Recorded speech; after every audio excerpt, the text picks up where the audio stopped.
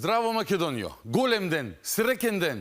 Последен месец од најавата, СДСМ и Венко Филипче на крај ја представија резолуцијата за црвените линии која целиот народ во Македонија, Европа, светот и пошироко до планетата Нубиру ја очекуваше со нетрпение. Реките може слободно да продолжат да течат. Плането Земјо продолжи да се вртиш, животот конечно добива контури и боја. Она што се чекаше, се случи.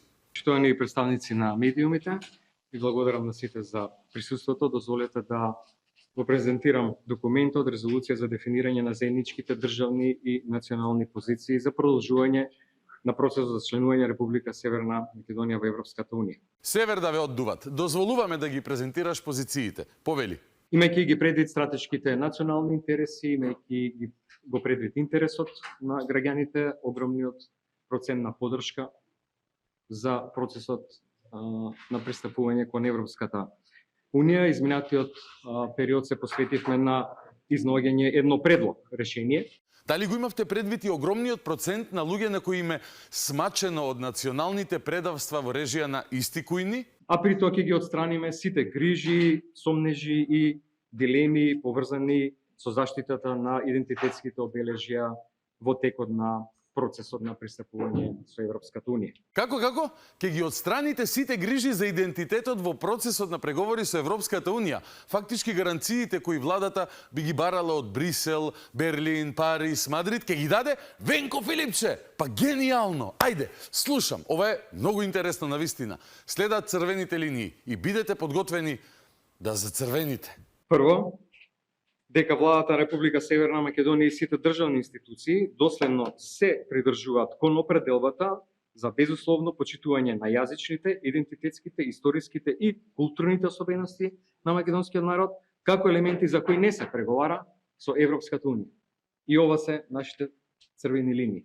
И сметам дека треба да бидат црвените линии на целата нација. Каков текст! Какви зборови, каква стратегија, каква иновативност, каков изум! Изум на столетието, дами и господа. Дајте да го погледнеме ова како што доликува.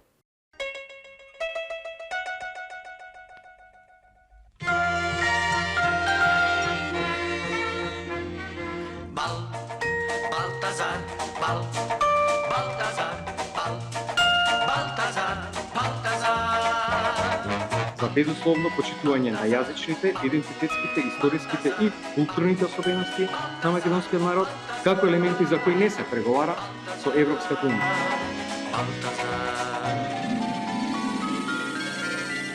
Ете така, вака повеќе го личи.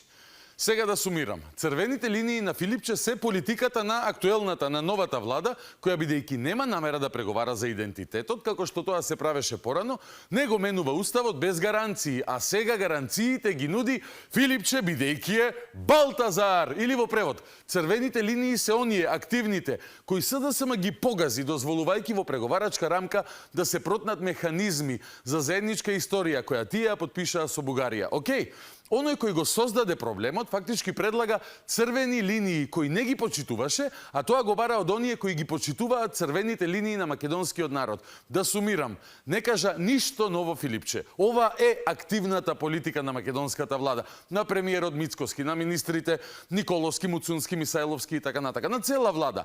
Тогаш, зошто толку најавување и отварање на темата? Која е целта на СДСМ? Ке дознаеме, по рекламите се шегувам, ке дознаеме веднаш, ама пред тоа на јакиот дел до сега. И ова се нашите црвени линии. И сметам дека треба да бидат црвените линии на целата нација. Па се, на целата нација. Беа и кога не ја слушавте нацијата и потпишавте преговарачка рамка со заедничка историја. И бидејќи ова се црвените линии на целата нација, лани во мај ви се деси потоп од библиски размери. Ајде сега да продолжиме. уште еден параграф, дека Република Северна Македонија е подготвена да ги исполни обврските од преговарачката рамка со ЕУ, вклучувајќи ги и уставните измени, со јасна определба дека е тоа последна пречка без прифаќање нови барања или прашања од билатерален идентитетски карактер. Сите билатерални прашања со Бугарија ќе се решаваат во билатерални разговори и инструменти воспоставени меѓу двете држави на еднаква основа, без да се создаваат нови блокади на преговарачкиот процес. И овде джам свитка, ама ајде да го разглобиме и ова точка по точка. Дека Република Северна Македонија е подготвена да ги исполни обврските од преговарачката рамка со ЕУ, вклучувајќи ги и уставните измени, со јасна определба дека е тоа последна пречка без прифаќање нови барања. Важи, ќе го смениме уставот и после нема да прифаќаме нови барања. Кога ќе дојдат тие нови барања, ќе им речеме: "Хе, на, ама уставот сменет." Или што би рекол гуруто: "Ако баклавата е изедена, тепсијата 100. Ако баклавата е изедена, тепсијата стои." Се е јасно. Се е јасно, само njega нема. Точно, се е јасно, само njega нема во првите редови да ја предводи битката како што ја предводеше лидерски, кажувајќи и подпишувајќи дека сме сшти и исти народ со исти јазик и заедничка историја со нашите најдобри соседи од истокот. Односно, се распродаваше идентитетот. И тоа ни стана услов. Ама сега Венко ќе ја оправи работата. Ако го постигнеме националниот консензус, иако интензивно работиме на реформите, при тоа државата расте, се надградува и зајакнува, никој, никогаш и ништо нема може да запре на патот кон Европската Унија.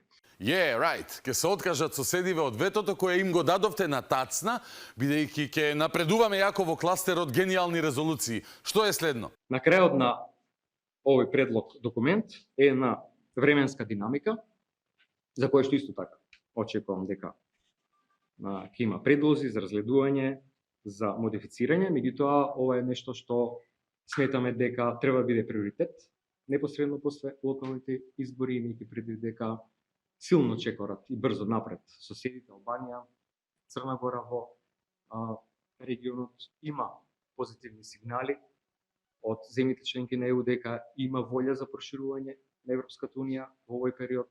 Добро, човек, ај не го тегни локумот, кажи го клучниот дел. И затоа сметаме дека Собранието треба да започне, после соодветни припреми, постапката за измена на уставот да се достигне до фаза на прво гласање најдоцна до 15 декември 2025 година. Тоа беше целта на сиот овој циркус во кој шиткачите ќе не бранат од шиткање со повторување на веќе усвоени постојачки позиции кои тие ги прекршуваа, со црвени линии кои се актуелна политика на оваа влада и не се загрозени и под ризик од шиткање како до сега периодот.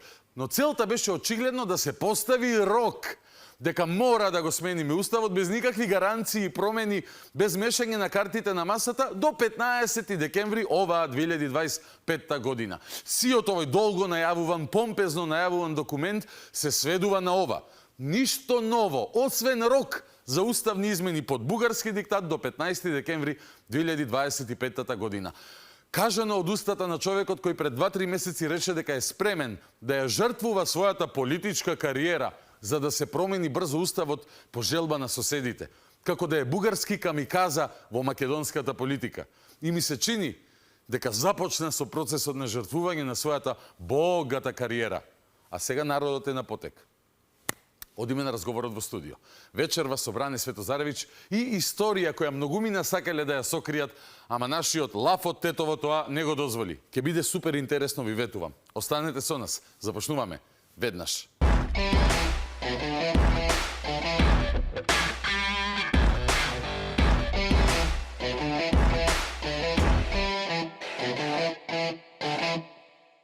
Вечерното шоу, четврточно издание, продолжува со разговорот во студио. После долги 30 дена джанам, на моje огромно, искрено огромно задоволство, како и секогаш тој води редовна евиденција. 27 пат и секој еден пат е полн со содржини и е апсолутно оправдана титулата гостин број 1 во вечерното шоу. Бране Светозаревич, народниот професор, доктор по историски науки, по архивистика и по будење, поттикнување на оваа нова преродба на македонскиот дух. Добро вечер, добре дојде, Бране. Добре, Недов.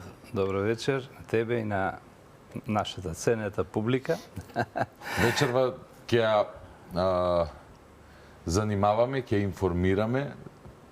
Продолжуваме кај што застанавме минатиот пат, така? Да, имаше многу голем интерес се појави за Виктор Акимовиќ, така што ние сме некако должни да продолжиме, затоа што за него рековме ниту 10 емисии не се доволни.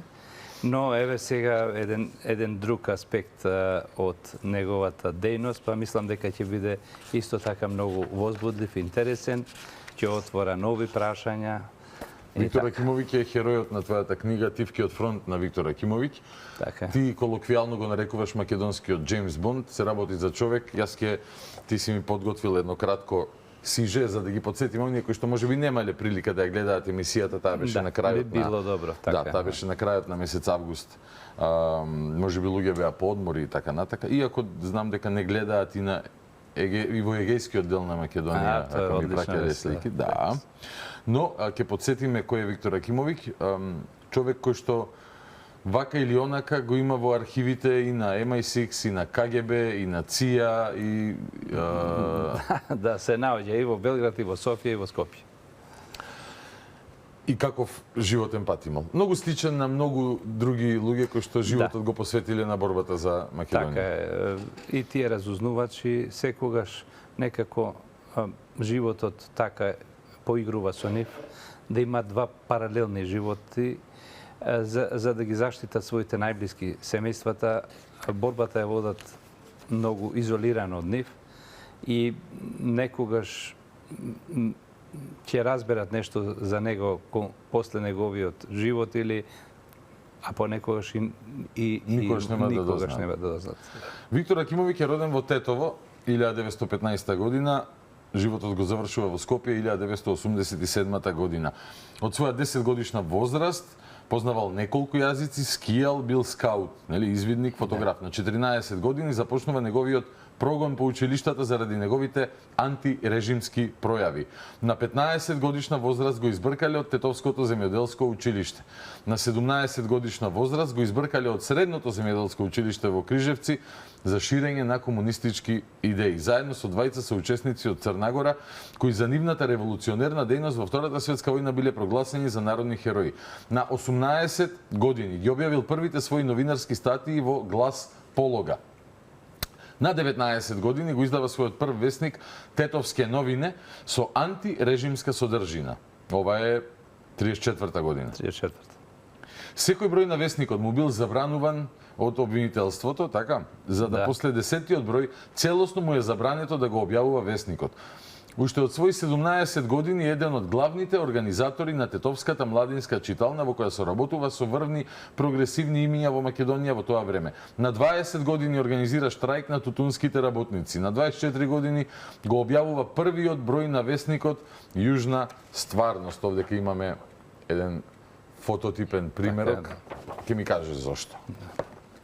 Во Марибор го издава, минатиот пат објаснувавме каква била борбата за да го издаде и на крај дошол до Словенија за тоа е крајната точка каде што подалеку не можел. На 26 години станува разузневач на НКВД за сектор Македонија, Албанија, Грција, кога Павел Шатев е за сектор Бугарија и Турција. Така. Голем борец е за посебна македонска држава и афирмација на македонскиот јазик и нација. Близок соработник е на Павел Шатев, Кочо Рацин, Антон Панов, Методија Лепавцов и така натака. И покрај сите прогонувања останува верен на две идеологии без оглед на околностите и последиците: Македонија и социјална правда. Врв на неговото национално произнесување бил весникот Јужна стварност, со кој во 1939 година целосно и отворено се спротиставил на големо српските претензии со отворено писмо до председателот на Српската академија Никола Вулиќ, пошто веднаш е нормално уапсен и интерниран во логорите Ивањица и Билеќе. Неколку пати на работно животен понород кој се спасува како во филмско сценарио благодарејќи на неговата остроумност, храброст, интелигенција и знаење. Учесник е во Народно-ослободителната војна, разузнавач, официјален фотограф на главниот штаб на НОФИПОМ, осуден и затваран од трите режими во кои живеел: Кралство Југославија, која го затворила во логорот Ивањица, фашистичка Италија, која го осудила на 2 години затвор во отсуство, ФНРЈ и НРМ, од кој е осуден на 4 години затвор во Идризово, да не е покусо, нели? Да, богата кариера. За време на Втората светска војна разузнавачи на советската НКВД и британската MI6 го нарекувале и троstruк шпион заради известните контакти со Гестапо и бугарските власти заради добивање на доверливи информации. Нели? Двоен шпион. Троен однос.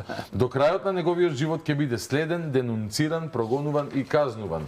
Не само што е прогонет, денунциран и затваран од режимот, туку забрането му е да работи како новинар и режисер во Македонија и Југославија и неговите дела уште додека бил жив ги препишувале на други лица, а неговата книга за Павел Шатев му била забранета да ја објави. По неговата смрт, Државна безбедност му ги запленува значајните материјали и ракописот на книгата за Шатев, така. Режисер е на краткометражни филмови кои ги добиле наградите: Серебрена плакета на Канскиот фестивал, Серебрена плакета на Луксембуршкиот фестивал и Гран При на фестивалот во Краков. Никогаш не достигнати резултати во аматерскиот филм на југословенски простори. Добитник е на сите можни награди за фотографија во бивша Југославија и Источна Европа и член е на многу жири комисии, жирија на фотографски манифестации и филмски фестивали. Гуру е на македонските сниматели и еден од основачите на клубот Камера 300. Во Словенија му е дозволено да пишува критика на филмови во 80-тите со премолчена дозвола и од Скопје, затоа што сметале дека тоа е најбезболен начин македонскиот и југословенскиот филм да имаат филмска критика која ќе представува некаква опозиција, со што социјалистичкото општество преку него докажувало, нели, дека е демократско. Уште од своето семејство наследил илјадници книги. Во 1948 година државата му запленува над 5000 книги, а после смртта во неговиот стан се пронајдени уште толку. Покрај горе наведените весници, своји статии објавувал се до моментите на неговиот прогон од сите нив. Во Скопско време, Нова Македонија, Белградска политика, Загребски вјесник, Љубљанско дело и повеќе други весници низ цела Југославија.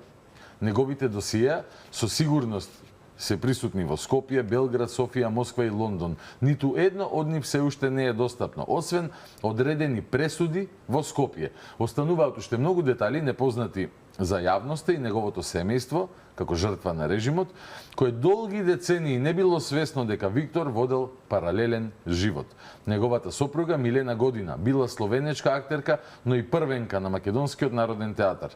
Неговиот син Карпо Акимови Година, крстен според големата македонска историска фигура Карпош, е еден од најголемите југословенски и словенечки режисери, а последната деценија наназад беше и предавач на Филмската академија во Лос Анџелес.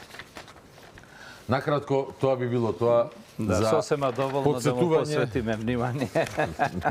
Како ти кажам, до 19 години има побогата кариера од 90% од луѓето во текот на целиот свој живот. Но таквите луѓе се посебни, секојаш ги има и јас се радувам што ти си нашол прилика, мотив, причина да ме запознаеш мене и целата јавност со ваков човек кој што не го учиме во учебниците по историја, напротив сме учеле или читале нешто за оние кои што му нанесувале зло поради неговиот карактер и поради неговата борба.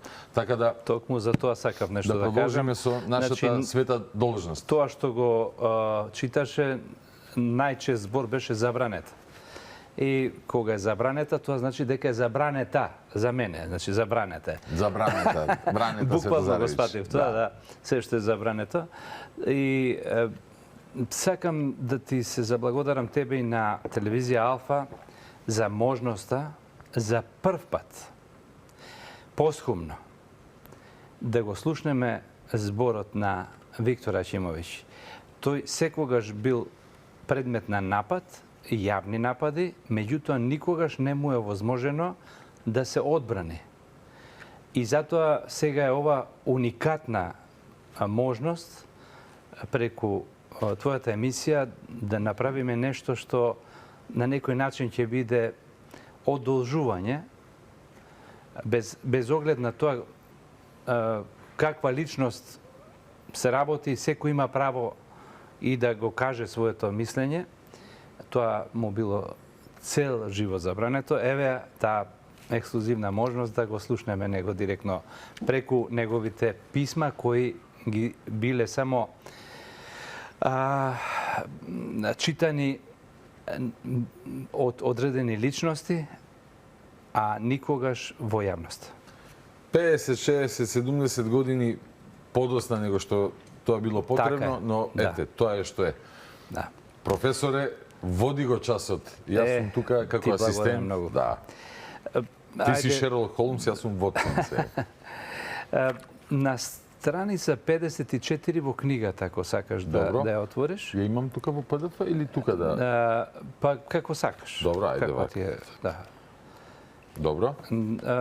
Тука, значи, политичките погледи на Виктор, да видиме што тој сушност вели за некои појави во општеството. И ми се чини тука се поцртани оние болдираните букви, дали ги има тука? Да. Горе, тоа се записи негови до еден новинар во Тетово, меѓутоа ги пронајдов во неговиот фонд, ги пронајдов и како мисли кои ги запишал на посебно ливче. И ми се чини се круцијални за целиот тој период. Да. Добро. И може би и денес треба да ни испратат некоја порака. Ајде да видиме. Значи, ова заглавие си го нарекол политичките погледи на Да. Виктор Ачимовиќ низ новинарската дејност и кореспонденцијата. Да. Сега цитат негов.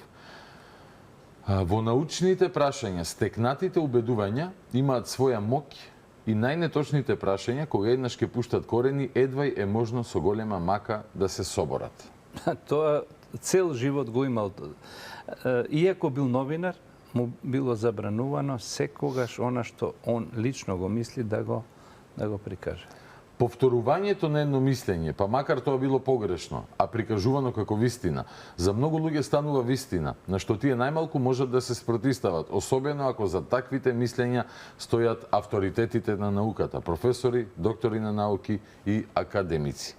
Нему му се случувало речиси до 80-тите години и науката да молчи, да му ги признае оние заслуги кои ги имал за македонскиот народ и од таму произлегла и ваквата мисла.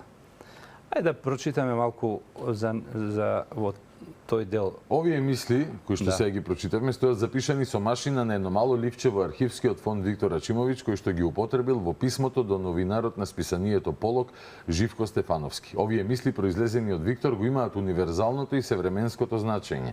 Но фактот што тие се најдени во неговата пишана оставнина му служат како основно мото во животот и имаат свое специфично значење. Попродлабоченото истражување на животот и дејноста на Ачимовиќ покажува дека имаат директна поврзаност со овие две констатации и се поврзани со неговото животно искуство и погледи.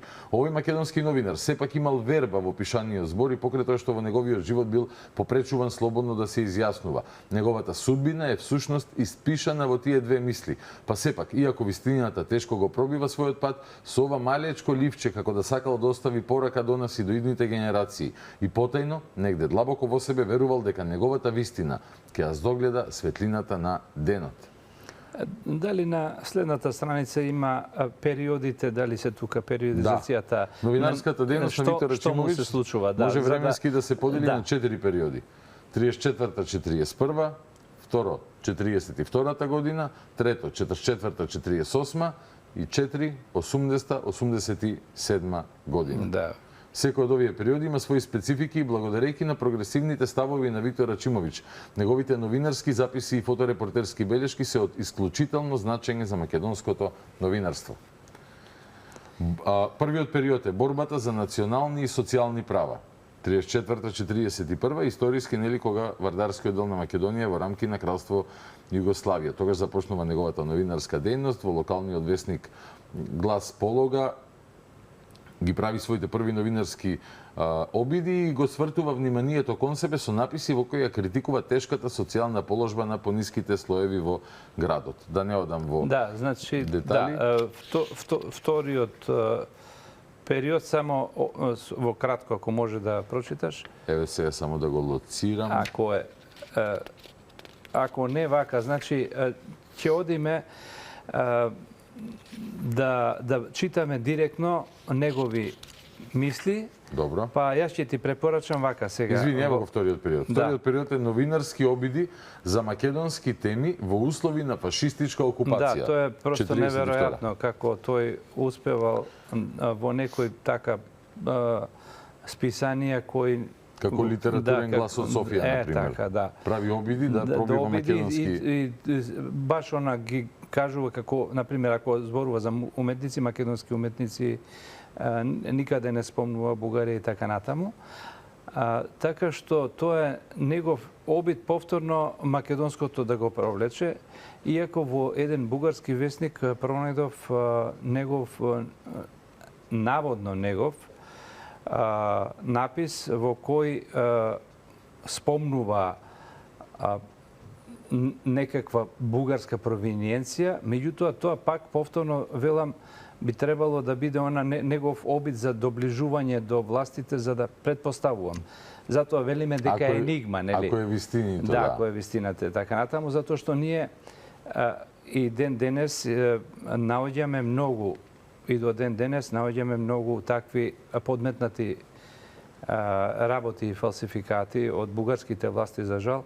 Пред наши очи се фалсификуваат македонски дела. Така што едва се чека, нели, се вади од контекст нешто и така натаму. Третиот период е афирмација на македонската држава и нација во југословенски рамки 44-та. На овој период ќе обрнеме посебно внимание. И четвртиот период од 80 до 87 кога се обидува преку весниците да направи демистификација на одредени историски настани личности. Да, борбата на Виктор Ачимовиќ за слободата на говорот и мислата и демистификација на улогата на одредени личности во револуцијата од Втората светска војна. Односно сакал вистината да ја каже при крајот на својот живот, да остане трак некако. Гледачите ќе забележат дека тој всушност цел живот до последниот момент од малечко дете, буквално, што е многу чудно, бунтовник и против сите режими. Меѓутоа, што е тука битно, што во време на такви режими, кога немало можност опозицијата да се слушне, само тие преку такви луѓе кои пливале спроти текот на водата, можело да се огледаат системите. Но и нив гледаме дека ги цело време ги попречуваат и после нивната смрт во овој случај да дојдеме до она што е вистина за тие периоди. Сега следно ти препорачувам да одиме на писмото до Вулич, значи она писмо, да го прочитаме на страна 130. Само гледам дали овде во материјалите. Тука на македонски на 130, бидејќи добро, оригиналот е српски, а го покажа весникот, тука го добивме копијата. За жал не се најде во Македонија, во Скопје, ја најдовме во Марибор. Ево го, вестникот Јужна стварност. Ова е писмото на Виктор Ачимовиќ, што председателот на Српската академија за науки и уметности, така. Таму на 130-та страница има и вовед, затоа можеш и тоа слободно да го прочиташ за да сватат гледачите за што станува збор. Ево го воведот. 1 декември 39 година Тетово. Отворено писмо до српскиот академик Никола Вулич од Белград. По повод објавениот текст на академикот Никола Вулич во весникот Време под наслов Јужна Србија или Македонија, во која авторот го негира постоењето на името Македонија. Виктор Акимовиќ во првиот број на неговиот весник Јужна стварност остро реагира на горниот наслов со отворено писмо во кое го критикува српскиот академик за неговите ненаучни ставови. Акимовиќ во продолжение наведува факти за многувековното постоење на Македонија и за посебноста на македонскиот народ. Сега може да го прочиташ писмото, за да конечно јавноста да го слушне тоа што го напишал во тоа време, иако, да речеме, во научните кругови, дури во 80-тите години веќе се пишува за ова, но не интегрално.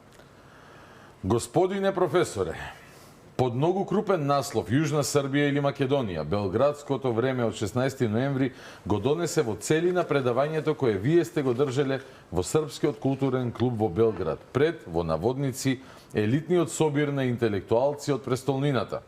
Уште веднаш ви напоменуваме дека ова ваше предавање, кое го пренесе и Српски глас, стана предмет на коментирање, како меѓу интелектуалците, така и меѓу работниците и кај другите граѓани на Македонија. Па предизвика и доста голем револт, затоа што мощно и добро ги сватија тенденциите на вашите во наводници научни излагања. Сметаме дека наша должност е да ви напоменеме дека ние наполно не се сомневаме во вашиот научен авторитет, но исто така сметаме дека ни е должност да ве запрашаме кому му беше потребно ова предавање за називот на Македонија и зошто тоа прашање да се наметнува токму денес, и тоа во Српскиот културен клуб. Да не го ставивте својот научен авторитет, господин Вулич, во служба на некои заткулисности, за кои ние добро знаеме, но за сега не сакаме да зборуваме. Вие, господине професоре, во своите, во наводници, научни излагања, ја изнесувавте неоправданоста на називот Јужна Србија со Македонија. И тоа го подкрепивте со така мизерни и слаби аргументи, така што испадна дека за тоа повеќе знаат работниците кои извршуваат археолошки ископувања низ Македонија од самите вас. Кога би бил жив покојниот Цвиич, не знам што би мислел за вас. Вашата научна теза за називот на оваа област како Македонија заснована врз авторитетот на научните вистини. Ги развивате така блескаво што дојдовте до една интелектуално смешна констатација, односно дека оваа покрајина не само што не требало да се нарекува Македонија, туку не треба да се нарекува ниту Јужна Србија, туку едноставно Србија. Вашите научни аргументи за ваквите тврдења, кои простете ние ги сметаме за една шега од ваша страна, се овие ваши зборови. Името Македонија за Јужна Србија треба сосема да се исфрли од употреба. Тоа треба изванично да се укине. Тоа име носи само забуна и во овие тешки околности на српството и југословенството може да нанесе значителни штети. И овие со името имале макаве, бране, а? Да, од секогаш тоа било Не е тоа во главата на небањатите? Тежина голема на сите кои ја окупирале Македонија. Добро. Продолжуваме со писмото. Овие ваши зборови, пишува Виктор Рачимович, јасно укажуваат со какви научни вистини вие сте се послужиле за да оправдате вашата теза.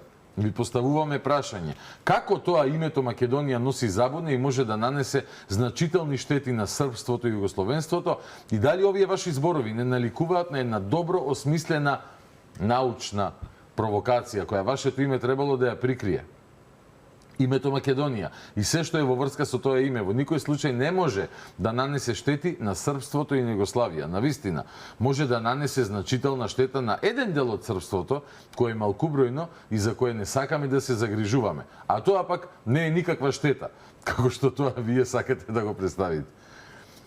Ние немаме намера ова ваше предавање, кое со мирна душа може да се нарече интелектуално бедно, да го побиваме со вистински научни аргументи кои ги имаме во изобилство, затоа што тоа не го сметаме за научно предавање, иако се сака како такво да се представи. Затоа што ни е наполно јасна тенденцијата, а вам, господине академику, може да ви служи на честа што вашиот научен авторитет го ставивте во служба на мистификаторството и заткулисноста. Ние од наша страна ве молиме ова ваше предавање за Македонија да го публикувате во некое научно списание, доколку претходно списанието би го оценило како некаква научна работа, за да може тоа да послужи како уште еден документ што се сервира како научна вистина. Зарем вие, господин Вулич, на вистина не сте знаеле дека постоела и дека и денес постои Македонија, а дека не постои име Јужна Србија, затоа што тоа е званичното име за оваа покрајна, туку дека постои Македонија на југот од Србија, за тоа е пишувано и дека затоа постојат цели томови на студии и е расправувано многу.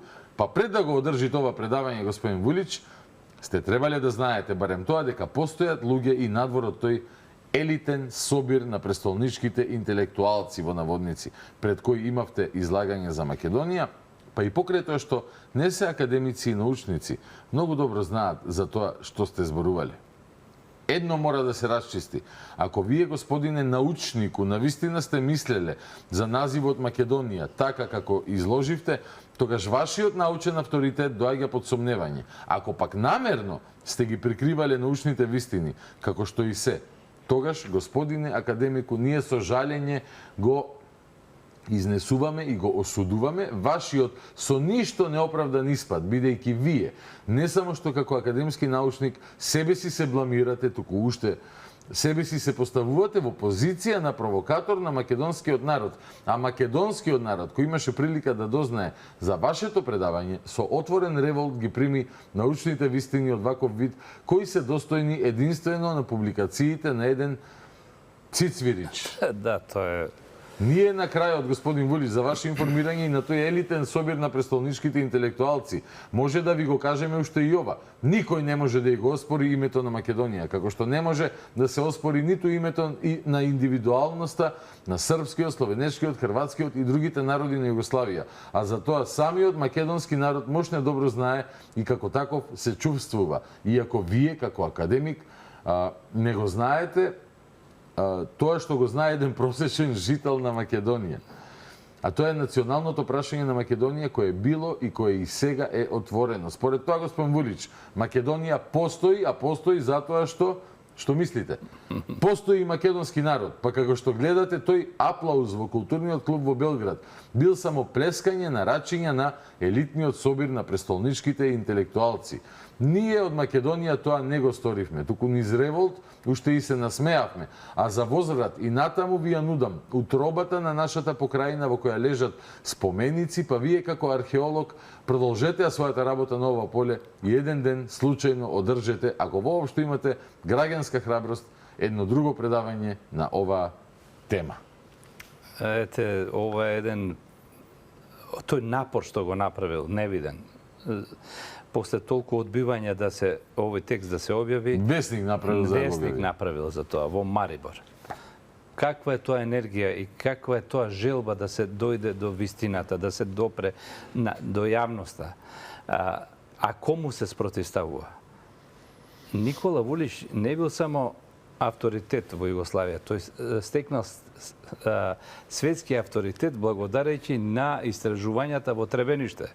И тој ги пронаоѓа маските, златните маски и гралот, кои сега се во Белград, во музеот. Значи, тој со тоа, благодарејќи на тоа, стекнал такво реноме. Меѓутоа, Виктор Ачимовиќ на работна, дури до навреда, доаѓа и го соочува со тоа дека целокупниот негов авторитет е веќе во прашање. Ваква дрскост, би рекол, за тоа време и голема храброст ја направил само Кочо Рацин, Љупчо Арцов и многу мал број на македонци кои во лице му кажале на академик Никола Вулич дека не е во право, дека лаже, не ја кажува вистината, дека е таа тенденциозна. Зошто е сето тоа потребно понатаму за нашава приказна, одиме понатаму. Одиме на апсењето на Виктор на страна 32 до 34 тука, те молам. Овие се многу важни детали, затоа што му овозможуваме на Виктор посхумно да се слушне и неговиот глас.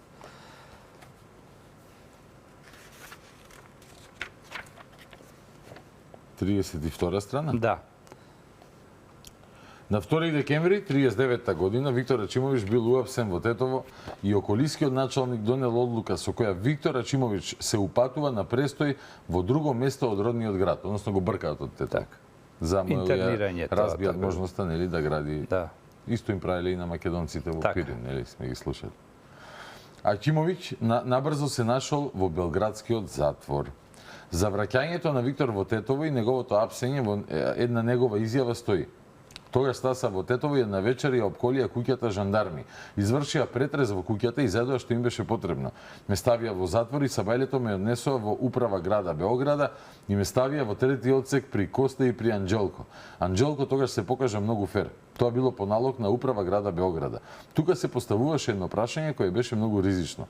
Или требаше да те смакнат, да те нема во бегство, или да те дадат на суд. Ти имаа право по законот 30 дена да те држат во затвор, а после 30 дена мораше да донесат одлука или за ослободување или да те предадат во судот. Мене мимо тој закон ме држаа околу 45 дена. Една вечер ме викна Ангелко Божиновиќ и ми рече: утре ќе одиш за Тетово и си ослободен, а документите ќе ти бидат задржани во управа града Београда, а тебе ќе ти дадеме една потврда. Со првиот воз дојдов во Тетово. Не изминаа 2 дена, доаѓа од Среско Сремско Начелство, одлука за интернација. Срес е околие. Срес, добро. Тогаш исто така се основа логорот во Билеќ. Тоа ме извлече. Што ме дадоа на суд? Нема интерес. За заштита на државата присуствуваа странски новинари. Војната почна, па некакво македонско прашање не им одеше во сметка. Една вечер жандармите, на чело со Џока Михајловиќ, кој беше доста лош човек, ме фатија и ме ставија во затвор. Пак. Од таму, во рок од неколку дена, преку Скопје, Косовска Митровица, Валјево, Ужичка, Пожега, Ужице, Сараево и Мостар, се нашол во концентрацијниот логор во Билеќ.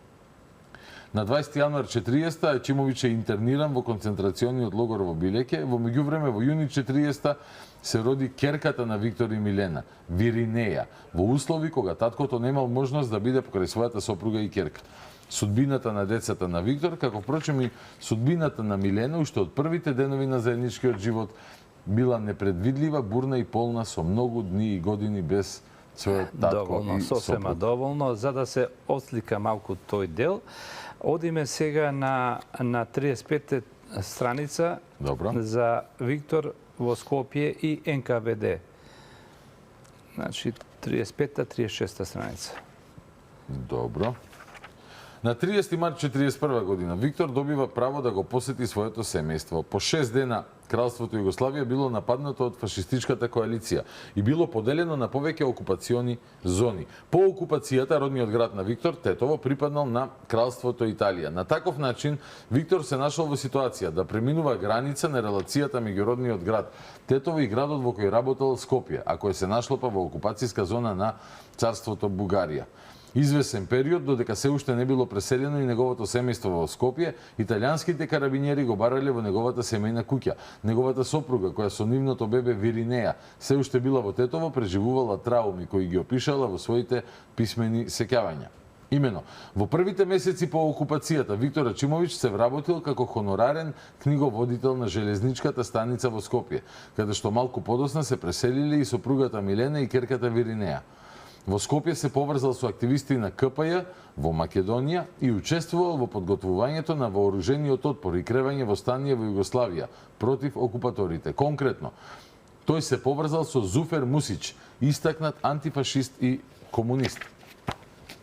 Во исто време имал воспоставено силни контакти со членови на Работничката партија на Бугарија, и тоа со Љубомир Пентиев во Софија, преку кого работел за известителната служба НКВД, односно Народен комесаријат за внатрешни дела и работи, на СССР, и тоа задолжен за секторот Македонија, Албанија, Грција. Врската со НКВД била воспоставена преку центарот во Софија и тоа исклучиво преку Љубомир Пентиев. Не е познато се уште како дошло до вработувањето во железничката станица во Скопје, како и првите контакти и вклучувањето на Виктор во работата на една од најголемите известителни разузнавачки агенции во светот. Ова кога кажуваме непознати работи, како да гледав филм нели Джеймс Бонд, наеднаш од Шпанија ќе се најде во Јужна Америка, па во Берлин и така натаму, како на некоја филмска трака, но јас ја користам оваа прилика да апелирам, бидејќи неговиот ракопис за неговата автобиографија, ДБК ја после неговата смрт, кога влегува во станот, ја зема, заедно, ја собира заедно со книгата, монографијата за Павел Шатев, која е напишал Виктор Ачимовиќ, тие две книги фактички во ракопис, кои не му биле дозволени за неговиот живот да ги објави, доколку нешто се знае за тоа, јас молам било кој да ми предочи, затоа што тоа може многу да помогне, ако ги дознаеме тие ракописи, уште многу детали за животот на Виктор, но и за Павел Шатев. Сметам дека тоа е веќе времето одамна поминало кога овие вакви ракописи треба да се сокриват доколку не се уништени. Мислиш дека некоја добра душа и на некоја добра душа и била доверена информацијата? Јас Затоа што не верувам да се уништени, сигурно некој ги земал и ги скрил. Да, имам јас индиректни некои сознанија за кои ќе треба дополнителни истражувања. Во тоа време кај нас се случувало да одредени личности кои биле на функции, дали се тоа, не знам, весници, дали, например, на некоја медиумска куќа или, например, на некој истражувач, ќе му се даде тој материјал, а тој материјал, наместо да остане во институцијата, останува некаде дома, по подруми и така натаму, а после нивната смрт ги снемува и од таму, што е многу тажно за нас како историчари и како нација која треба да ја проучува собствената историја. Накратко, значи, после ова, тој има една многу интересна акција за пренесување на материјали од Скопје во Тетово и од држава во држава. Од држава во држава, односно од тогашна Бугарија, окупацијоната зона Бугарија и Италија. И тука се случува откривање на некој по еден несреќен случај на тие материјали, па Виктор Ачимовиќ заедно со Сима Петровиќ и Ѓорđe Стојчевски Амбарче биле осудени на затвор, со тоа што Виктор Ачимовиќ, бидејќи бил во Скопје, не можел да биде уапсен. Меѓутоа, веќе побарале од бугарските власти да се следи. Тој започнал фактички еден живот кој морал да биде потаен, не толку изразен, и предупредување добил од сестрата на народниот херој Орце Николов. Оливера, мисля, че беше Николова, која го предупредила дека веќе е следен од властите. Тој продолжува да работи на железничката станица во Скопје, каде што ги следи сите конвои воени на Германија, преку кои се обезбедувала оружје, храна и други материјали, муниција, кои оделе кон југ, кон Солун, за да се обезбеди сите тие материјали воени да се обезбедат за германската група армија Е во Африка. Така што тој дава многу значајни податоци во тоа време. На НКВД. На НКВД, но потоа и од таму мора да напушти, па сопругата која била Милена Година, врвна глумица, била принудена да работи како хигиеничарка по куќите низ Скопје, а бугарските власти и понудиле да глуми во театарот, таа го одбила тоа, за да после ослободувањето веднаш прифати да биде првенка на Македонскиот народен театар. Така што животот во тие околности бил навистина многу тежок. Филм Јани Бојаджи, знае кој да, Виктор Ачимовиќ, кога му кажав што ќе работиме. Јас пак прескокнувам многу работи. Филм треба да се сними за треба тој да човек. се сними. Сега одиме за написите на Виктор од 1945 до 48 година. Добро. Тоа е на 66 до 69 страница. Вака со книгата во рака се осеќам како неоправдано. Се осеќам како Нена Стојановски во Бушева азбука. Да, така некако. Зошто е ова многу битно? Ајде. Прво да видиме кој што пишувал кога му овозможувале, многу кратко во Нова Македонија, па во Политика, па во Загребски весници и Љубљански весници, го принудувале да мигрира и не му дозволиле на македонски јазик да пишува, меѓутоа е искористил можноста да запознае за прв пат целокупната југословенска јавност со најголемите фигури во македонската историја за кои тие и воопшто или многу малку знаеле, а јавноста воопшто. Еве, прочитај делот. 66-та? 66-та до 69-та тука. Може. Да селектирам вака? Па може. Ќе видиш по весниците, Добро. по насловите така да има од се по нешто. Значи, вели, повеќето од овие написи не се само известување за настаните во Македонија, туку повеќе запознавање на српската јавност и југословенската со историјата на македонскиот народ. Имено речиси во сите написи, Ачимовиќ прави обширни коментари за одредени состојби во Македонија. Например, во својот напис од 6 јули 45 година под наслов "После пресудата на предавниците на македонскиот народ", Ачимович, пред да даде информација за судскиот процес против челниците на бугарските фашистички окупацијски власти и нивните соработници, дава еден релативно обширен новинарски коментар со навраќање кон почетоците на бугарската пропаганда во Македонија од средината на 19-тиот век. Колега ни било овој брат. Колега, значи не сме ние први. При тоа авторот нагласува дека уште малце и ти некој ден во затвори, све ке сме тамам. За неколку дена ќе те закарпам јас со совет и не беригајли. При тоа авторот нагласува дека бугарскиот империализам кон Македонија од секогаш му нанесувал најтешки удари на македонскиот народ во неговата борба за слобода и за создавање на своја држава. Како некогаш, така и сега. Да. Тој понатаму во овој текст пишува: уште кон крајот на минатиот век, се мисли на 19-тиот, македонскиот народ се организирал во борба против турскиот империализам во својата моќна револуционерна организација ВМРО. Македонската револуционерна организација, како израз на најшироките македонски маси, уште од првиот момент на своето постоење го истакна својот јасен став. Македонија, како автономна единица на Балканот во своите природни, географски и етнички граници, од текот на реката Местра и планината Родопи и Рила, до Шар планина и реката Дрим, преку Охридското езеро и планината Грамос и реката Бистрица до Егејското море. Меѓутоа, веднаш по формирањето на Македонското народно ослободително движење во своја тајна револуционерна организација, бугарскиот двор и бугарската реакција се обиделе да ја придобијат за своите империалистички цели кон Македонија, а кога тоа не им пошло од рака, преминале со тактика на освојување однатре, со тоа што во тоа македонско револуционерно движење започнале да уфрлуваат луѓе кои се ставиле во служба на бугарскиот двор. Понатаму во текстот Ачимович ги објаснува последиците од тоа за да го поврзе сето тоа со последните обиди на фашистичка Германија да го врати во Македонија, како што вели тој безпомошниот Ванчо Михајлов на чело на фашистичката бугарска реакција.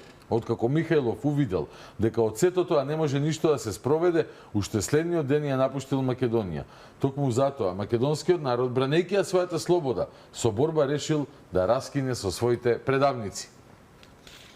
Во повеќето написи за состојбите со граѓанската војна во Грција, Ачимович ги пренесува крвавите настани од граѓанската војна и геноцидот на грчките сили на Едес врз незаштитеното македонско население во Егејска Македонија, егејскиот дел на Македонија, како и приемот на бегалците во Вардарскиот дел на Македонија.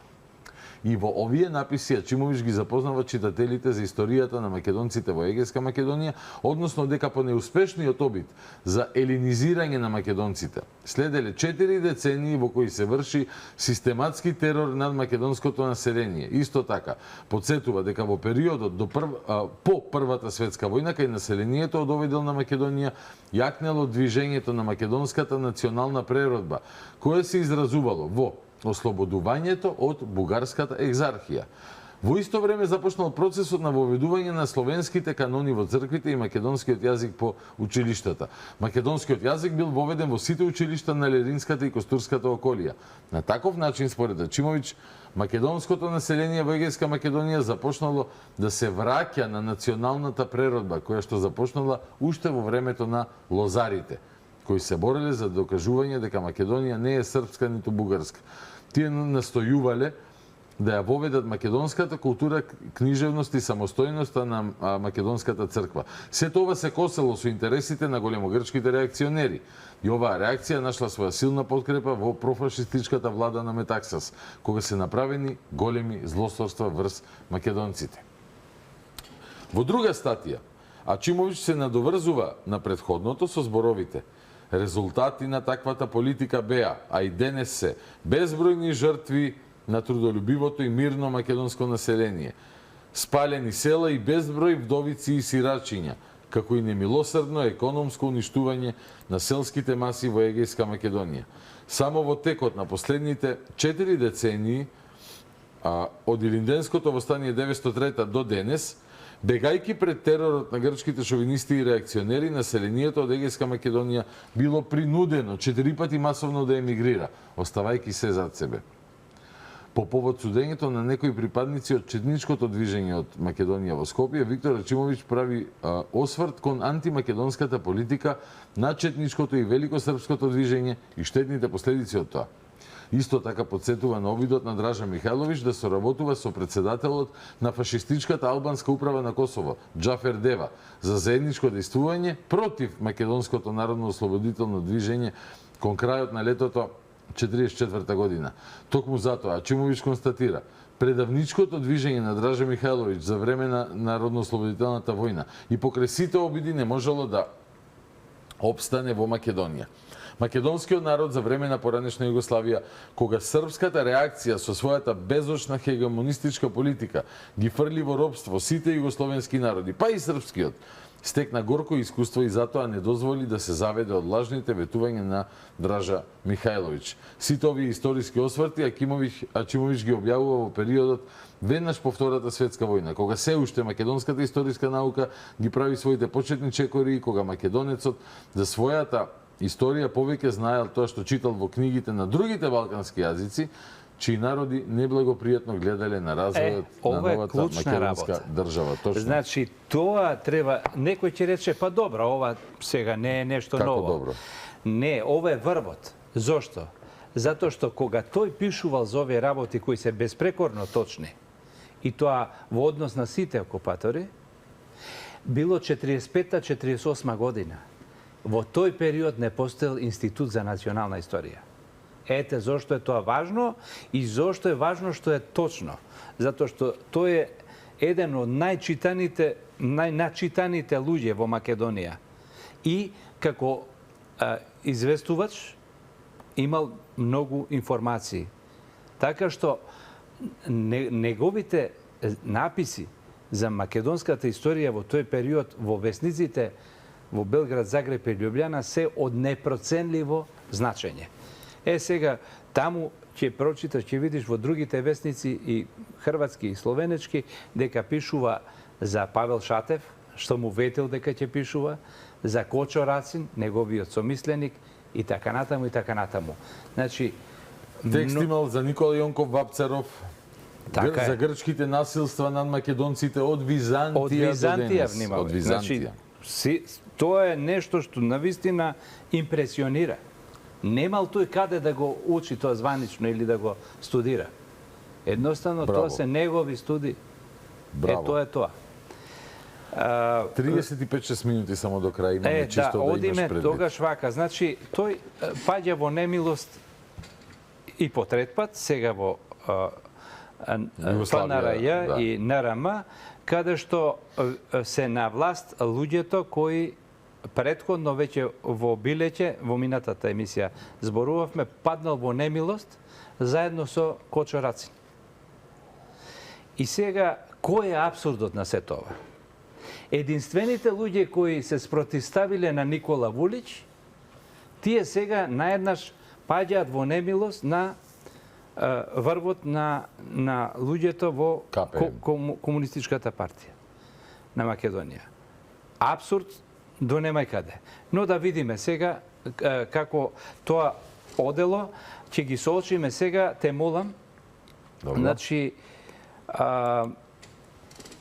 текстот на Боро Чушкар е тој, имаме копија од него, дали можеш да го најдеш во Word, така? Во Word, дали можеш да го најдеш? О, не, брат. За тебе све што треба, бе.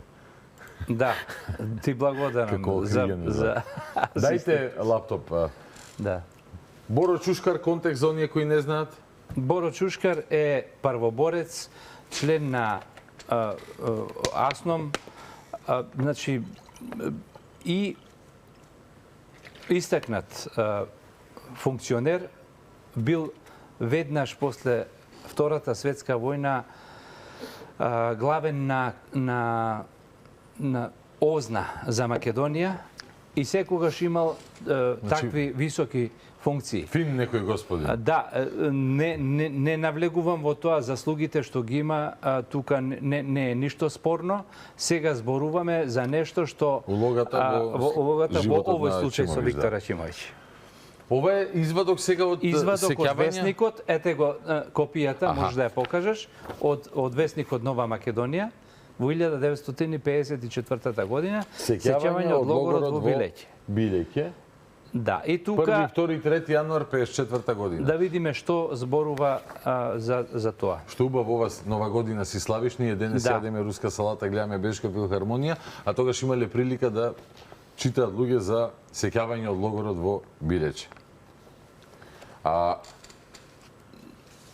Одиме заради интерес, Добро, интерес на времето, да го окей. прочитаме од Боро Чушкар. Спомените се однесуваат за почетокот на 41 година за логорот создаден од режимот на кралството Се Југославија. извинувам, значи сакам да ги соочам двајцата, Тамам, да тамам, слушнат тамам. и луѓето сами Окей. да можат да... Ова е Боро Чушкар се го Да, читам. Боро Чушкар, да. Надвор војна во земјата, обезбедување од комунистите. Ние не бевме осуденици, не бевме ни казнети, а испратени во Билеќе на неодредено време. Најчесто бевме лошо расположени, особено ние од македонската соба. Ништо не можевме да учиме. Додека во другите соби се учеше ленинизам и сталинското верују, дотогаш ние лежевме и само по некој роман можевме да прочитаме. Ние македонците имавме свој куриозитет, имавме шпион, многу вешто уфрлен од белградската управа на градот. Да. Права веселба беше која го откривме. Сакавме да го линчуваме, но директивата беше да се бойкотира и ништо повеќе. Ние малку ја изменивме директивата, но пак се беше по старото и тој и натаму остана во собата. Може ли некој да замисли човечки облик без ништо човечко во себе? Таков беше овој новинар Виктор Ачимовиќ, кој никогаш немал врска со партијата, но добро и послужи на владеачката Цветковичева партија како денунцијант. Со него Подкажувач. да. Денунцијант, да. Кога дојде во логорот, ни ги покажуваше ранливите нодзе, ни раскажуваше за маките што ги преживеал во полицијата. Бил вистински маченик во наводници. А ние колку бевме наивни. Му повикавме лекар да го прегледа и лекува. Спрема него се однесувавме како спрема исклучок, нов човек непознат, пошто и мачен од полицијата. А сите тоа не сме го искусиле овој пат. Ете, поради тоа тој беше исклучок. Но тој не ја научил добро својата лекција или пак ја заборавил. Редовно пишуваше писма, многу долги. Случајно видовме некои фрагменти и се посомневавме. Привардивме и откривме. Шефот му бил во управата на град Белград. Се разбира, некој добро го натепа, бидејќи не би го помнел Билеќе, не би имал за што да го запомни. Сепак на крајот го isfрливме од собата, а утредента го пуштија. Сигурно повеќе не постоеше резон детер и понатаму да остане разумна причина, Да. така. Го викавме Букол. Во понатамошниот текст Боро Чушкар индиректно открива од кого добивале директиви за нивните постапки кон Виктор. Таа вечер ги одведоа другарите Моша, Иво Рибар, Лола и Милутиновиќ. Толку не обезглавија. Барем еден од нив ако останеше, сигурно ќе прогласевме штрајк. А вака се прашувавме, баравме одобрение и на тоа остана. Не обезглавија, а ние како ништо да не се случило. Тоа беше најтешката ноќ проведена во овој логор. Чекавме, се договоривме и во тоа не раздени. После неколку дена ги вратија другарите Лола и Чворак, мисли на Милутиновиќ, а другарот Моша го пренесоа в болница.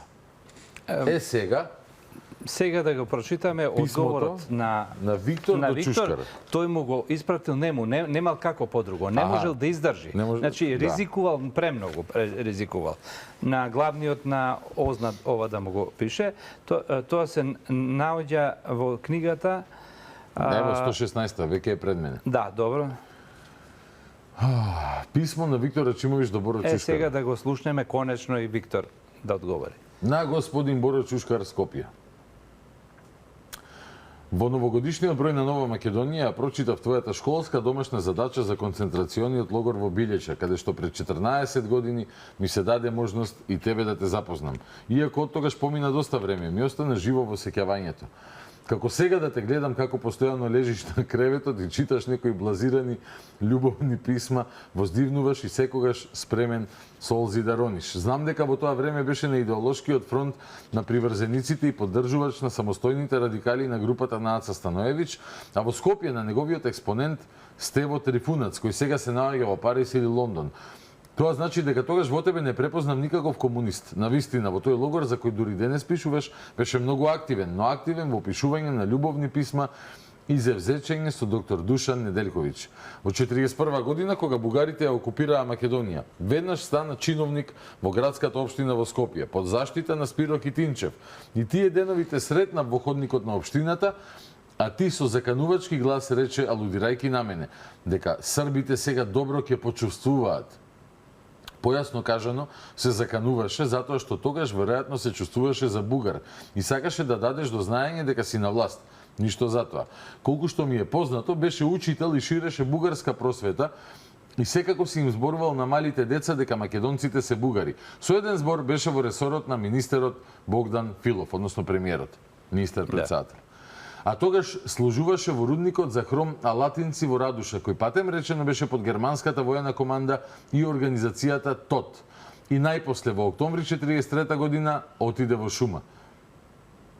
Еднаш во времето на окупацијата, чинам првата година од окупацијата, во една зимска ноќ, еден илегалец, кому му се закануваше смртна опасност да биде фатен, зачука на вратата од твојот стан и изложувајќи ја неговата критична состојба, те замолил да го примиш таа ноќ. Затоа не сакаше ниту да слушнеш и ти безобразно си го одбил. Го прифатил еден капиталист и долго време го сокривал во својот стан. Секако дека знаеш тука за кого се работи. Илегалецот беше твојот поранешен другар Антун Колендич, а капиталистот Јан Буста, чех, собственик на млинот Куманово и керамика. Буста навистина беше капиталист, но сепак во тие моменти тој бил човек и го сторил она што по својата класна положба не би требал да го направи. А ти си постапил како ни во никој случај не си смел да постапиш. Ако не како комунист, ако може би случајно си се чувствувал, тогаш барем како човек. Есента 1944 година ти веќе беше мајор и началник на дивизија. На 29 септември повторно те сретнав на ослободената територија во селото Горно Количани. Онаа закана која ми ја упати во градската општина во Скопје во првите моменти кога бугарските фашисти ја приграбија власта. Сакаше да ја оствариш бидејќи ти се пружи вистинска прилика. Ти добро знаеш дека по твое барање бев затворен и благодарејќи на умни и разбрани луѓе кои не сакаат да наседнат на твоите денунцијации, во последен момент не станав твоја жртва, да бидам физички уништен. Тука можем само да објаснам, баш тој ден кога го осудиле на смрт, требало утредната да се спроведе тоа. Доаѓа ја превзема некој црногорски полковник по наредба на Тито, ја превзема КОС, значи контраобавештајната служба за Македонија ја превзема тој. И под прашањето што е акутно, му кажува дека утре има некој застрелање, вечерта го посетува во келијата Виктора и го прашал зошто те стрелат и тој му рекол доволно е само да се јавиш во Белград, а Белград во Москва да каже кој сум јас. И сабајлето на стрелање го носат и овој дава остав, црногорецот добива депеша од Белград дека се работи за многу значајна личност кој бил за Советскиот сојуз и антифашист, значајен и рекол, викнал на нив дека можеле да убијат еден многу позначајен од самите нив човек. Тоа е драма, значи тоа е филм, да. Стварно, само оваа епизода е филм. Само оваа епизода. Продолжуваме со писмото на Чимович до Боро Чушкар. Со оглед на тогашната ситуација, кога можеше да се случи, можно е лесно некому да му отидне главата, а ти тој момент добро си го проценил, навистина само непредвидена околност ми го спасила животот. Ми се даде можност во 1949 година во Управата за државна безбедност за Југославија да ми се прочита твојата писмена изјава против мене, која обилуваше со највулгарни измислици. Исти такви какви што има во таа твојата пашквилија, што е објавена сега во Нова Македонија. Требаше да ти се заблагодарам за таа новогодишна честитка што така доследно, низ еден долг период од 14 години, изнесуваш лево и десно мангупски лаги, секогаш со однапред одредена цел, што е многу недостојно и за секоја осуда. Може би ти се чини чудно ваков начин и со ваков ред на пишување, но тоа го направив само за да ја изнесам логичната врска на онаа твоја пакостна нитка која во различни интервали и во различни погодни ситуации долго време се повторувала. Прочитувајќи го она што во Нова Македонија си го раскажал, чудно зошто по толку години, се двоумев дали на сето тоа треба да се насмеам и не му придадам апсолутно никаква важност, или пак е потребно да ти напишам нешто во оваа смисла. Размислувајќи за тоа, зазедов став дека навистина е потребно отворено и честно да ти кажам тоа што го мислам, да ти кажам како на Боро Чушкар, наполно абстрахирајќи твојата денешна функција. Нема да се впуштам во тоа што е вистина, а што не, во тоа што си го изнал во концентрациониот логор во Билеќа, бидејќи тоа моментално апсолутно не ме интересира. Но на тоа што се однесува на мене, а изгледа дека тоа за тебе е многу важно и речи си сум сигурен дека сето преостанато си го напишал само за да можеш мене да ме нападнеш, нема да го премолчам. Нема да го премолчам од проста причина затоа што тоа е подмолна клевета и во овој случај ти си само клеветник. Жалосен е тој факт. Фамата за некаква моја нечестност во концентрациониот логор во Билеќа долго и упорно се ширела, а начело на оние кои таа фама ја ширеа секогаш беше ти. Мора да признам дека многу горчина и несреќи таа ми направи во мојот живот. И затоа нема да бидам флегматичен и спремен сум со живот да ја бранам својата чест. Мислам дека постојат честни луѓе и совесни луѓе кои можат да мислат со своите глави и таквите прозирни и тенденциозни клевети да ги стават на своите места. Те прашувам, вистина ли е дека ти, доктор Душан Неделковиќ и Колендич, сте спроведени господски од Скопје до Билеќа? Како тоа во Сараево да го изгубите професорот, како што пишуваш во своите спомени, и дека лесно сте можеле да бегате? Вистина ли е дека доктор Душан Неделковиќ требало да потпише некаква изјава за лојалност и да биде пуштен од логорот? Дека тој по 3 месеци престои во логорот на еден чудесен начин бил спроведен од логорот од едно цивилно лице на некаква операција на слепо црево и дека повеќе не се вратил во логор, туку слободно живеел во Белград? Вистина ли е дека доктор Неделковиќ живеел во логорот како ага и побарувал по 20 цигари дневно, додека ние сме имале по 5 парчиња? Се сеќаваш ли на првите денови кога требаше да се формираат колективи? Какви се расправи и мизерии биле во така наречената македонска соба? Знаеш ли ти дека со месеци гладува во логорот, дека трпев за цигари и за сето време ни од која страна не сум примил ниту еден динар, додека останатите примаа големи своти? Дали ти е познато дека од Тетово до Билеќа бев спроводен врзан како куче цели 14 дена? Дали случајно ти е познато дека мојата жена, додека сум бил во логорот, формално гладувала, дека била без никакви средства за живот, а притоа уште и бремена, така што мојата керка уште во мајчината утроба ги почувствува сите неволи на мизерниот живот? Потоа, дека по Билеќа, за разлика од другите кои беа пуштени од логорот и отишле во своите места и понатаму бев прогонуван затоа што како принудно престојувалиште ми беше одредено Скопје, каде што морав 2 пати дневно да се пријавувам на полицијата, дека во летните месеци 1940 година повторно сум гладувал како скот. Единствена помош ми била укажувана од инженер Боро Максимовиќ, добар комунист, кој за жал, како комунист, беше стрелан. Вакви прашања има и премногу, но сметам дека овие се доволно и дека по нив секој здраворазумен човек може да постави едно прашање. Како тоа да некој човек служи на некој режим или ако сакаш на една класа, а при тоа да живее полошо од животно? Ти многу добро знаеш дека кога некому се служи, тоа што лице и добро ќе се награди, со еден исклучок доколку тоа лице служи од некои идеолошки побуди. Во случајот не следува награда, бидејќи тоа би било недостојно, но сепак му се осигурува минимум екзистенција. Парадоксално звучи, никој на тоа не може да поверува, да некој служи во заштита на оние кои владеат, а при тоа да биде прогонуван и мачен.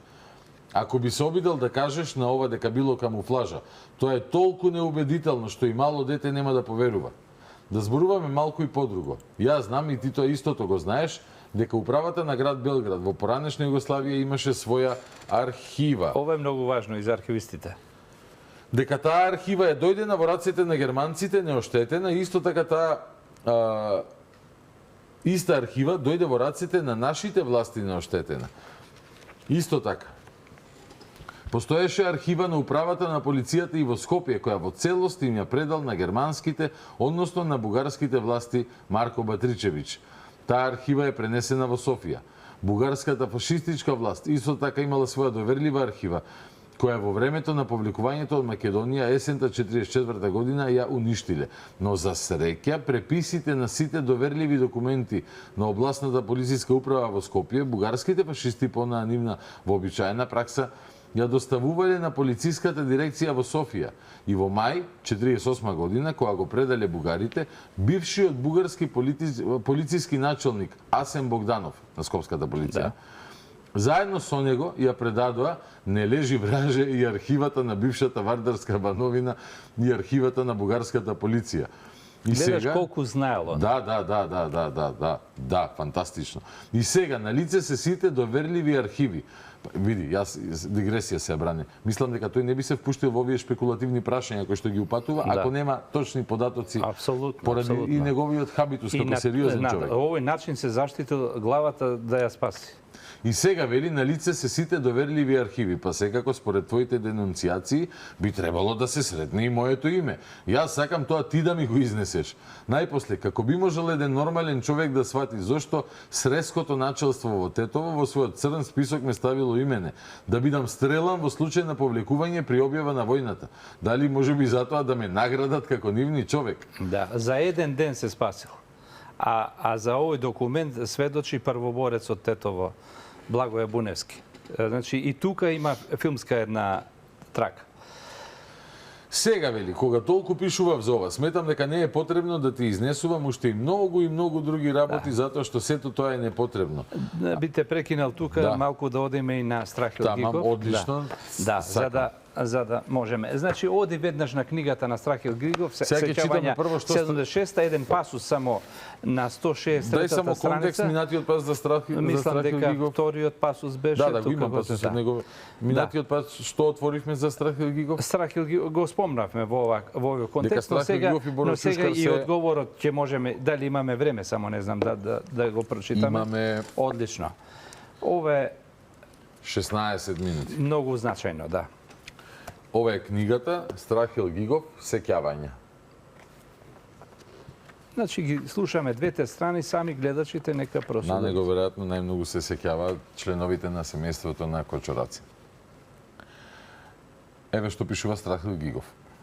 Меѓу македонците интернирани во логорот на Билеча, мисли? Да. Од страна на властите беа уфрлени уште тројца луѓе со посебна задача. Тие требаше да прислушуваат, да денунцираат и се да и јавуваат на управата на логорот. Тоа беа тројцата шпиони, тајни соработници на полицијата. Виктор Ачимовиќ, новинар од Тетово, Киро Дебеломесо, правник од Прилеп, Алвера за презимињава Прилепчани, и Методија Лепавец, тоа е Лепавец. Тоа е Лепавец. Сликар, исто така од Прилеп. Да. Но ние веќе ги знаевме како такви. Инаку татко на еден од првите министри во Македонија, Александар Лепавец. И многу голем уметник во Париз створил и така натаму, тој знам се залагал при крајот на животот Виктор Ачимовиќ да неговите дела да дојдат во Македонија, тој сакал да ги донира, меѓутоа немало од тој легат од властите разбирање тогашни. Додава Гигов, оваа шпионска тројка уште во првите денови беше оневозможена во својата работа. Беше бойкотирана од страна на целиот логор. На шпионите не им остануваше ништо друго, освен да бидат постојано заедно, поднесувајќи го на тој начин полесно презирот на околината. Спија во посебно оделение, бидејќи никаде не ги сакаа, заедно јадеа, заедно шетаа надвор од логорот. Секој нивно движење беше следено од будните очи на комунистите. Мајко мила, каква патетика. Не можеа да постигнат ништо иако останаа, речи си се до растурањето на логорот на 27 март 1941 година, односно 2 дена по превратот. Така е. Така, 25 март. Многу имам забелешки, но една многу важна, за разлика од Боро Чушкар, споменува сега тројца. Тројца, да. А беше само Виктор. Добро, одиме сега. И дека останаа до крај, ова нешто друго кажа. Одиме сега со одговорот на Виктор на 120 до 123 страница тема. Многу добар пишуваш бил. 120? Да, до 123 страница. И после ова ќе имаме време за сублимате. Да. Го прочитав подписот на крајот и се насмеав. Сублимате, да. Јавноста и зошто. Сублиматот не треба 10 емисии за сублиматот, ама многу добро. Голем фраер. Да. И фала ти многу за трудот, Бране. Што му пишува Виктор Ачимовиќ на познатиот Страхил Гигов? До Страхил Гигов, Скопје, вила во Водно. Деновиве се појави твојата книга Сеќавања во издание на Ник Наша книга во Скопје. Многу внимателно ги прочитав сите 515 страници и го анализирав секој напечатен ред. Тоа што твоите сеќавања обилуваат со многу неточности, произволија, конструкции и приказни за пионерите е твоја лична работа. Во последните години настапи некаква ера на мемоароманија, па и твоите сеќавања би требало да ја збогатат македонската историја и револуционерното минато. Се пишува се и сешто. Како типичен пример беа мемоарите на Душко Атанасовски, кој во себе си и неговиот пријател Славко Милосавлевиќ се постави на пиедестал веднаш до Ленина. Да, и таа книга веќе беше критикувана после тоа. При нас постои Институт за национална историја во кој со научна историографија се занимаваат еминентни историчари. На нив кои ги сметам единствено компетентни, мемоароманите секако им создаваат силна работа за да ги постават работите на своето место. Сметам дека и твоите мемоари ќе им создадат многу труд. За твојата лична интерпретација на некои личности кои ги споменуваш и даваш процени, не е моје да се во тоа упуштам. Се надевам дека тие тоа сами ќе го сторат. Само дигресија. Ова е исто писмо лично до Страхил Лично Гигов. до Страхил Гигов. Значи нема причина тој да лаже нешто да е во писмо. Не. Тоа е соочување еден со друг, очи во очи, затоа што символично, затоа што не можел да допре до него. Меѓутоа имал храброст да му и доблест да му пише.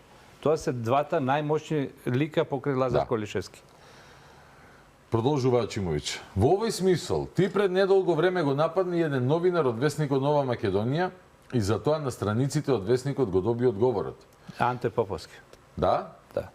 Прашање, зошто ти своите мемоари во ракопис не ги депонира во архивот на СРМ или во Институтот за национална историја, туку ги напечати со твојата голема фотографија на кориците?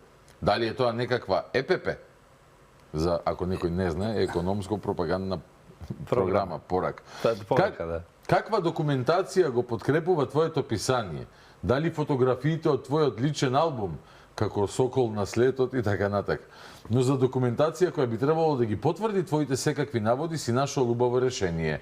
Оригиналните документи од главниот штаб, од Централниот комитет и што е најважно, од заседанието на АСНОМ. Ги проголта Вардар. Да. А не е така. Тие се тука. А така пишува Страхил Гигов на страна 489. Да. И сега, по 3 децении изминато време, можат да се продаваат на наивните и неупатените рогови за свеки. Народот убаво вели, паднале снегови, покриле трагови.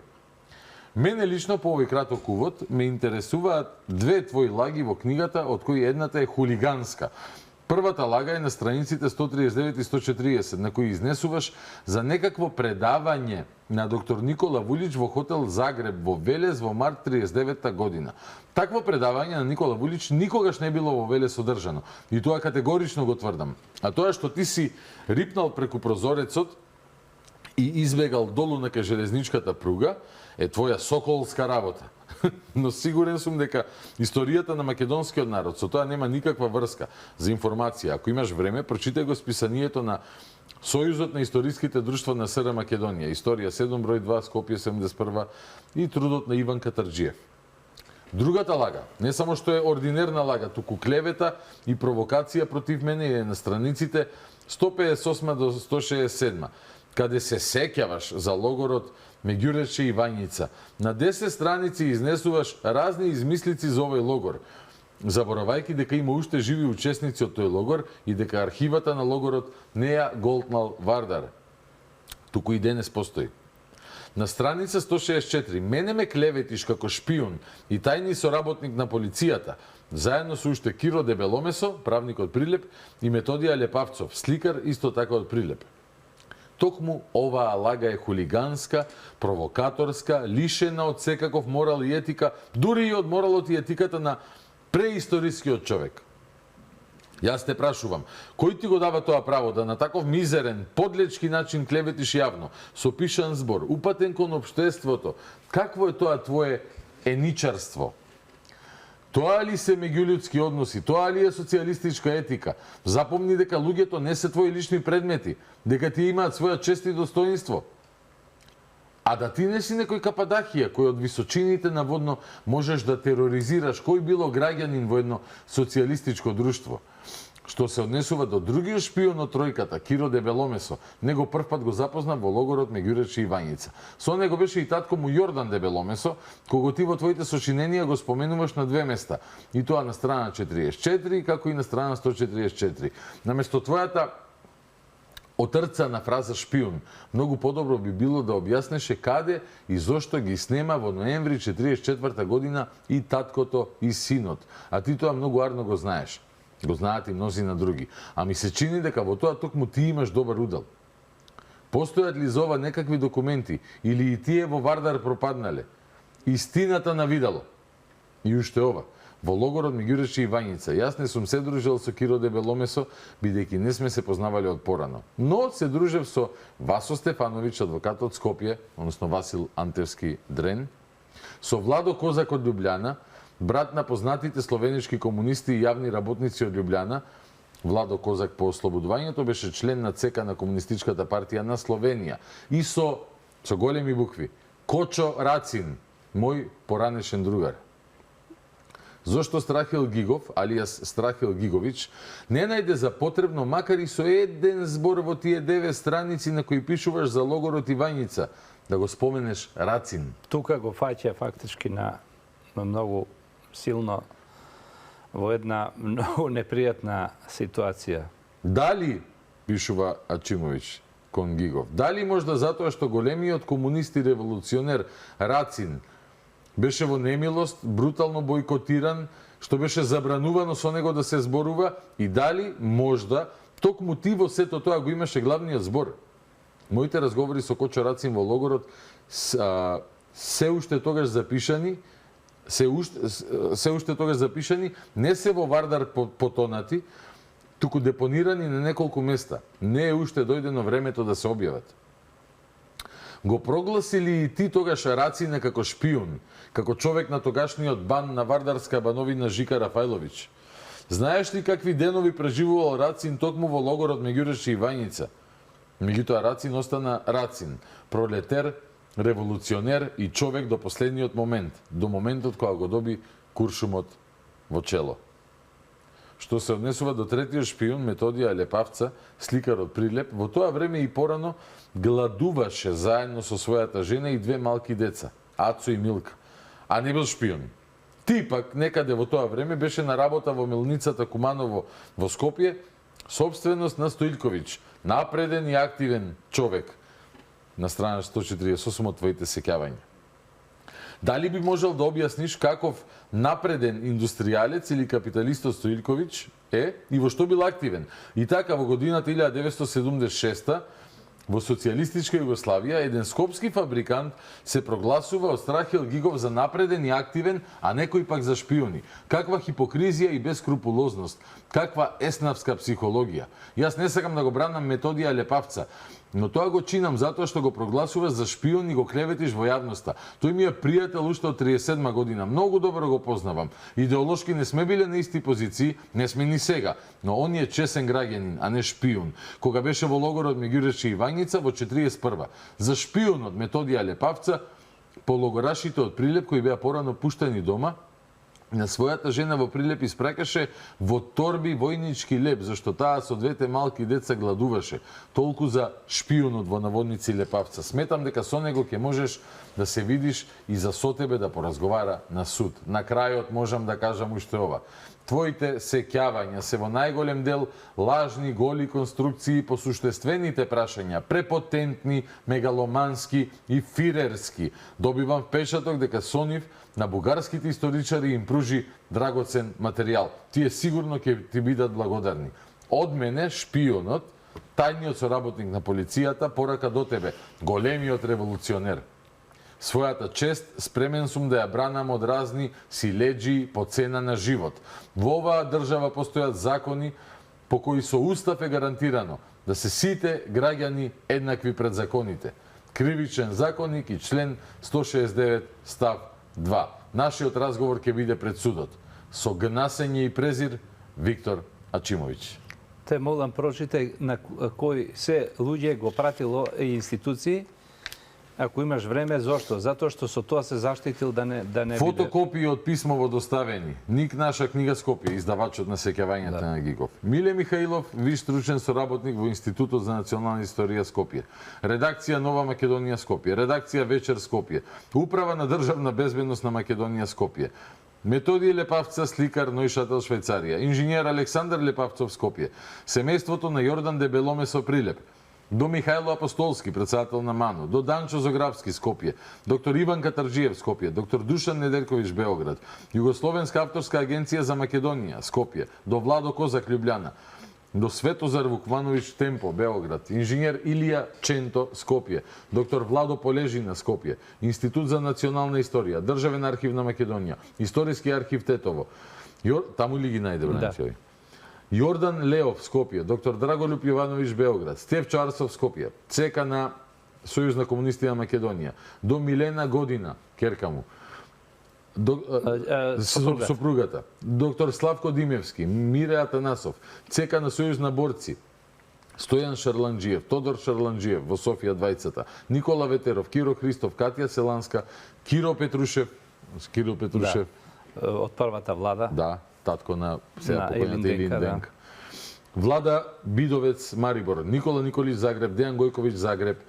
Значи во сите држави. До редакциите на Политика Белград, Нин Белград, ВУЗ Загреб, Око Загреб, Дело Љубљана, Радио Скопје, Танијук Скопје, Телевизија Скопје, Стефан Богданов Софија, Александар Аксиш Београд, Владета Рајковиќ Београд, Стојне Крстев, подпредседател на Сојузот на бугарски журналисти во Софија, Сојуз на новинари на Југославија, Сојуз на новинари на Македонија, Мијат Вулетиш Београд, Злате Билјановски Скопје. 3 страници пишувани на машина на српски јазик, латиница, необјавен текст. Ова е твојата архивистичка забелешка. Да. Минута и пол. Да. За сублимирање. Нема што, мислам, јас сум воодушевен од човеков, бил фантастичен, бил македонец. Така е. Бил против сите што се против Македонија, бил тероризиран од комунистичкиот режим. И против невистината. Бил борец против невистината. Бескрупулозен во тој поглед. Значи, немал милост кон невистината.